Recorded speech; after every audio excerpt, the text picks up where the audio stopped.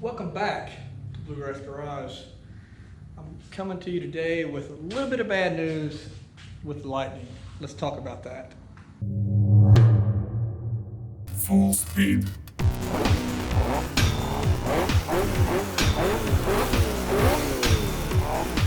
Burnout. So if you remember just a few months ago, I did a video talking about instead of trying to achieve perfection, just because it robs you sometimes from progress, do some baby steps, get, in this case, a project car running, driving so you can enjoy it, and then worry about trying to be perfect later. Otherwise, you may end up waiting 10 years in order to enjoy the project car. Well, kind of hit a little bit of a roadblock. So, over the weekend, did an oil change to the truck here. Just wanted to get out and drive around a little bit, and ran into a couple problems. Before we talk about those problems, let's do a quick recap. So, again, this is a 1995 Ford F-150 Lightning, 5.8 liter, yada, yada, yada. Now, my intentions were eventually to do a complete rebuild on it because, as you can see, it needs a few things. It needs paint. We got a little bit of rust over the wheel wells here. Carpet, the interior is, it's not terrible, but the carpet's dirty, headliner's sagging. It has its cosmetic issues, and it has 150,000 miles on it. Now, talk about what I paid for it. So these are obviously a little bit rare. I think in 95 they made like 1,500 of them. Correct me if I'm wrong, I don't have the specs in front of me, but white is my favorite color of vehicle, period. And so when it came between white, red, or black, I preferred a white one. Is this the cheapest Lightning first gen that I could have found in this condition? Probably not, but it was close. It was about 45 minutes away. It was the right color, and it actually does run and drive. So even though it's not perfect, it's not a basket case, maybe not.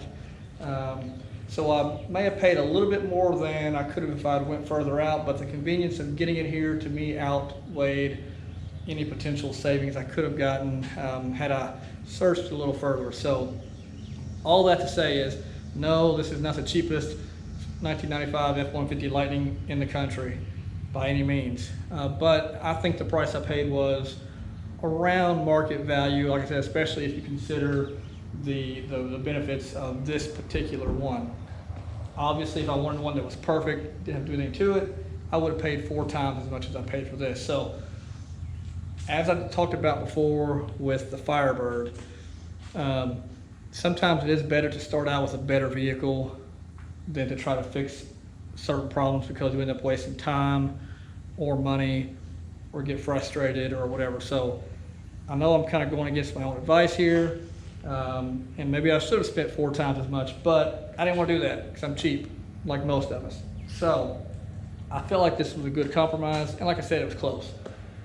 So all that to say is, as I was doing the oil change this weekend, I found a few problems that make me question my path forward. So let's talk about that for a minute.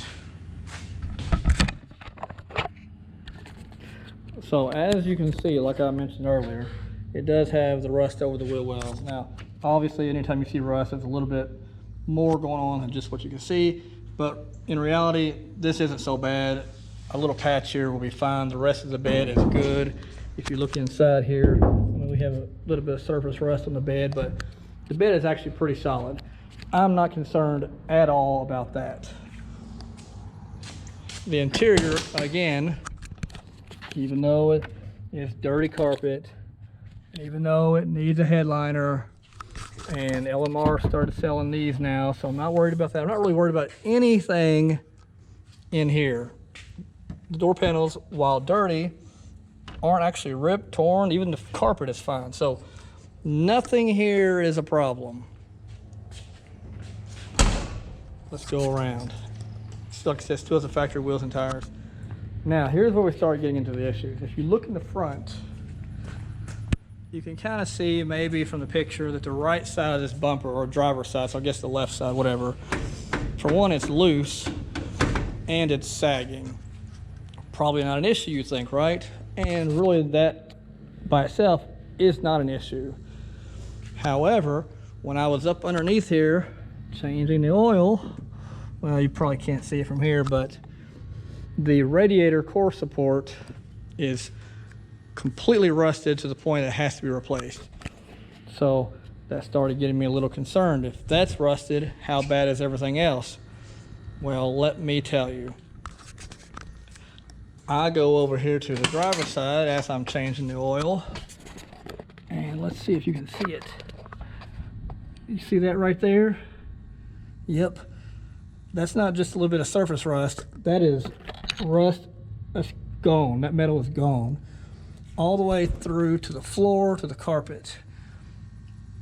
So that means at very minimum, I'm doing a floor pan patch. Okay, how bad is that? That's not really that bad considering some of the crap I've worked on before. But how deep does that go? Now, I did look at the rest of the truck. There's a lot of surface rust here and there. But honestly, I didn't see anything else structurally wrong besides that. So I believe at whatever point I do, if I do still do the full-on restoration, some of those pieces will be replaced anyway. And of course, I'll have the entire cab off and everything, or at least the bed off, and I'll be able to address some of those issues. Again, all these things, as of yet, really don't scare me because I can still drive the truck with a hole in the floor pan, but not very long, you know what I mean?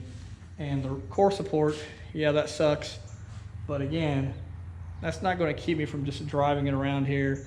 Obviously, it's not going to win any shows or win any beauty contests, but if I just want to enjoy it this summer, those things really aren't a problem yet. The main problem was when I got underneath there to change the oil, and I noticed the transmission pan was covered in oil. And upon investigating, it looks like the rear main seal is leaking, and not just leaking a little bit, but leaking a lot. And if you look underneath the truck, I mean, it's leaking a significant amount just sitting here, not even running. So if it was actually running, it'd probably be leaking a lot more.